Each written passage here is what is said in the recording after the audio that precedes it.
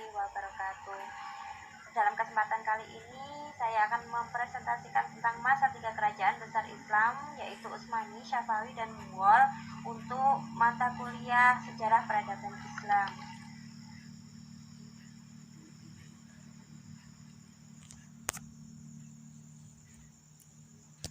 Yang pertama adalah Kerajaan Turki Utsmani. Kerajaan Turki Utsmani merupakan kerajaan yang melakukan ekspansi Islam di Eropa Timur. Pendiri daulah ini yaitu seorang bangsa Turki dari suku Oghuz yang mendiami wilayah Mongol. Mereka masuk Islam sekitar abad ke-9 atau ke-10. Utsman memerintah antara tahun 1290 sampai 1326.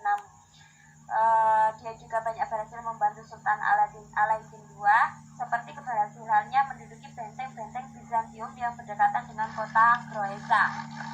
Pada tahun 699 Hijriah, bangsa Mongol menyerang daulah Turki Saljuk dan Sultan Alauddin terbunuh. Maka Utsman pun menyatakan kemerdekaannya dan berkuasa penuh atas daerah-daerah yang didudukinya. Sejak saat inilah daulah Turki Utsmani resmi berdiri di Asia Kecil dengan sultan pertamanya Utsman. Setelah Utsman I meninggal, digantikan oleh Orkan. Hal-hal yang dilakukan oleh Orkan yaitu menaklukkan Azmir, Tamashanli, Iskandar, Ankara, dan Galil. Puncak kejayaan Turki Utsmani dipegang pada masa tiga orang sultan, yaitu Sultan Muhammad II, Sultan Salim I, Sultan Sulaiman I Al-Qanun. Pada masa Sultan Muhammad II, beliau bergelar Al-Fatih atau sebagai sang penakluk. Peluasan wilayah fokus di wilayah Eropa. Pada masa ini beliau menyulap gereja Hagia Sophia menjadi masjid yang dinamakan Masjid Jami' Muhammad Al-Fatih, yang dibantu dalam pembangunannya oleh arsitektur Yunani yang bernama Christodoulos. Beliau juga membangun sekolah-sekolah pemandian, dapur umum, rumah sakit, dan panti-panti sosial. Selain itu, dia juga membangun sebuah masjid di dekat makam Abu Ayyub Al-Ansari yang tewas dalam penyerangan pertama di Konstantinopel. Sultan Salim perluasan fokus ke wilayah timur, yaitu ke dunia timur dengan menaklukkan Persia, Syria, Daulah Mamalik di Mesir. Sedangkan pada masa Sultan Sulaiman I Al-Qanun berhasil menundukkan Irak, Bezadro, Pulau Rhodes, Toni, Syria, Hijaz, dan Yaman. Pada masa Sulaiman I Al-Qanun inilah luas wilayah kekuasaan Turki Utsmani mencapai klimaksnya, yaitu mencakup Asia Kecil, yaitu Irak, Armenia, Syria, Hijaz, Yaman, di Asia yaitu Mesir, Libya, Tunis, Aljazair, dan di Afrika, Bulgaria, Yunani, Yugoslavia, Albania, Hungaria, serta masa kemerosotan Turki Utsmani dimulai dari krisis suksesi sepeninggalan Sultan Sulaiman sampai sebelum Turki menjadi republik di tangan Mustafa Kemal Atatürk. Tercatat 27 sultan, tidak ada lagi yang dapat diandalkan. Faktor penyebabnya adalah wilayah kekuasaan yang luas, rumit menyusun administrasi negara, sehingga administrasi negara Turki Utsmani tidak beres. Sementara penguasanya sangat berambisi memperluas wilayah, ikut perang terus-menerus, akibatnya tidak ada waktu lagi mengurus administrasi negara. Yang kedua, heterogenitas penduduk, di mana menguasai wilayah yang luas tentu juga mengurus penduduk yang beragam. Tentunya untuk mengurus penduduk yang beragam dalam wilayah yang sangat luas mesti dengan organisasi pemerintah yang teratur tanpa didukung oleh administrasi yang baik. Maka pemerintah menanggung beban yang berat, dari sinilah kekacauan itu muncul. Yang ketiga yaitu kelemahan para penguasa. Sepeninggal Sulaiman, Turki Utsmani diperintah oleh sultan-sultan yang lemah yang tidak dapat mengatur pemerintah negara. Akibatnya pemerintahan menjadi kacau. Yang kedua adalah kerajaan Safawi di Persia. Daulah Safawiyah berasal dari sebuah gerakan tarekat yang berdiri di Ardabil, sebuah kota di Azerbaijan, Irak. Tarekat ini diberi nama tarekat Safawiyah, didirikan pada waktu yang hampir bersamaan dengan Daulah Turki Utsmani di Asia Kecil. Nama Safawiyah diambil dari pendirinya Sofi al-Din. Masa kejayaan kerajaan Safawi berada pada dua sultan, yaitu Ismail I dan Sultan Syah Abad. Pada masa Sultan Ismail beliau berhasil melakukan ekspansi untuk memperluas kekuasaannya dan dapat membersihkan sisa-sisa kekuatan dari pasukan Aka. Beliau berkuasa kurang lebih selama 23 tahun. Pada masa Syekh Abad, beliau memindahkan ke ibu kota Daulah Safawiyah ke Isfahan. Beliau juga menaklukkan Herat, Warm, dan Bakan, dan juga menaklukkan wilayah Turki Utsmani yang mencakup Tabrid, Sirwan, dan Baghdad. Faktor keberhasilan Syekh Abbas dalam mengadakan peluasan wilayah yaitu memiliki kekuatan militer yang kuat, yaitu pasukan militer Hizalbas dan Hulam. Yang kedua, memiliki ambisi sultan yang sangat besar bagi memperluas wilayah Daulah Safawiyah. Yang ketiga, didukung oleh kecakapan diri sultan yang berbakat dan profesional dalam merancang strategi politik, kapan beliau saatnya harus mengalah dan kapan saat harus. Kemajuan kerajaan Safawi di Persia. Satu, di bidang ilmu pengetahuan, terdapat beberapa ilmuwan yang selalu menghadiri diskusi pada majelis Isfahan. Mereka itu adalah Baharuddin Syairazi, Sadaruddin Syairazi, dan Muhammad Bakir Ibnu Muhammad Damar, filosof, ahli sejarah, teorik, dan seorang yang pernah mengadakan observasi mengenai kehidupan lebah-lebah. Yang kedua, di bidang kebudayaan dan seni, telah melakukan pembangunan 1.662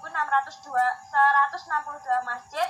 Di antara yang terbesar adalah Masjid Shah Isfahan, 48 akademi, 1.802 penginapan, dan 273 pemandian. Di bidang seni, nampak pada gaya arsitektur bangunan-bangunannya juga dapat dilihat dari kerajinan tangan, keramik, karpet, permadani, pemakaian, dan tenunan, mode, tembikar, dan mode. Masa kemunduran kerajaan Safawi. Setelah sepeninggalan Abbas I, Daulah Safawiyah berturut-turut diperintah oleh 6 sultan, yaitu Sofi Mirza, Abbas II, Sulaiman, Husain, Tamsad II, dan Abbas III. Pada masa sultan-sultan tersebut, Daulah Safawiyah mengalami kemunduran yang membawa kepada kehancuran. Faktor kemundurannya antara lain karena adanya konflik yang terus-menerus berkepanjangan dengan Turki Utsmani. Bagi Turki Utsmani, berdirinya Daulah Safawiyah yang beraliran Syiah menjadi ancaman langsung terhadap wilayah kekuasaannya. Akibatnya harus diperangi. Yang kedua, karena lemahnya sultan yang diangkat sehingga tidak dapat mempertahankan kekuasaan yang diwarisinya, apalagi memperluas. Sebaliknya yang terjadi adalah konflik internal memperebutkan kekuasaan di kalangan keluarga istana. Juga tidak didukung pasukan tentara yang kuat karena pasukan Hulam yang dibentuk oleh Sultan Abbas I tidak memiliki semangat perang yang tinggi. Yang ketiga yaitu dinasti Mughal India. Daulat Mughal ini berdiri di anak benua India, seperempat abad setelah berdirinya Daulah Safawiyah di Iran. Sementara Daulah Turki Utsmani sudah 2 abad sebelumnya. Oleh karena itu, di antara 3 kerajaan besar pada periode pertengahan, Daulah Mughal inilah yang paling muda. Kejayaan dinasti Mughal India ini di tangan 4 orang sultan. Pertama, Sultan Akbar I, Sultan Jehangir, Syekh Jehan, dan Aurangzeb. Kejayaan dinasti Mughal. Sultan Akbar I. Pada masanya Daulat Mughal memasuki puncak kejayaan karena semua wilayah yang lepas pada masa Sultan Humayun dapat direbutnya kembali. Sultan Akbar I yang perkasa itu berhasil meneruskan program ekspansinya ke sebelah selatan, utara, barat, dan timur. Sebelah selatan Malwa, Jundar, Kerajaan Ghul, Chitor, Rantabar, Kalinjar, Gujarat, Surat, Bihar, dan Bengal. Sebelah utara baik Kashmir, sebelah barat Sind, sebelah timur Orissa. Dari aspek politik, Sultan Akbar I menerapkan sistem politik toleransi, artinya semua penduduk atau rakyat India dipandang sama. Mereka tidak boleh dibeda-bedakan karena perbedaan etnis dan agama. Kemajuan di bidang ekonomi. Daulat Mughal dapat melaksanakan kemajuan di bidang ekonomi lewat pertanian, pertambangan, dan perdagangan. Di sektor pertanian, hubungan komunikasi antara petani dengan pemerintah diatur dengan baik. Pengaturan itu lewat lahan pertanian yang disebut dengan deh, yaitu merupakan unit lahan pertanian yang terkecil. Beberapa deh bergabung dengan pargana atau desa. Komunitas petani dipimpin oleh seorang mukadam. Maka, melalui para mukadam itulah pemerintah berhubungan dengan petani. Pemerintah mematok bahwa negara berhak atas 1/3 dari hasil pertanian di negeri ini. Hasil pertanian yang terpenting ketika itu adalah biji-bijian, padi, kacang, tebu, sayur-sayuran, rempah-rempah, tembakau, kapas, dan bahan-bahan celupan. Hasil pertanian ini selain untuk kebutuhan dalam negeri juga dapat diekspor ke luar negeri seperti Eropa, Afrika, Arabia, Asia Tenggara, Untuk meningkatkan produksi, Sultan Jihangir mengizinkan Inggris dan Belanda mendirikan pabrik pengolahan hasil pertanian di Tanah Surat. Kemajuan di bidang seni budaya. Karya seni yang menonjol adalah karya sastra gubahan para penyair istana, baik yang berbahasa Persia maupun berbahasa India. Penyair India yang terkenal adalah Muhammad Jajazi, seorang sastrawan sufi yang menghasilkan karya besar yang berjudul Padmayat, berisi tentang kebajikan jiwa manusia. Pada masa Aurangzeb, muncul seorang sejarawan bernama Abu Fat dengan karyanya Aini Akbari, berisi tentang sejarah kerajaan Mughal berdasarkan pimpinannya. Sekian presentasi dari kelompok kami, kurang lebihnya mohon maaf. Billahi taufiq wal hidayah. Wassalamualaikum warahmatullahi wabarakatuh.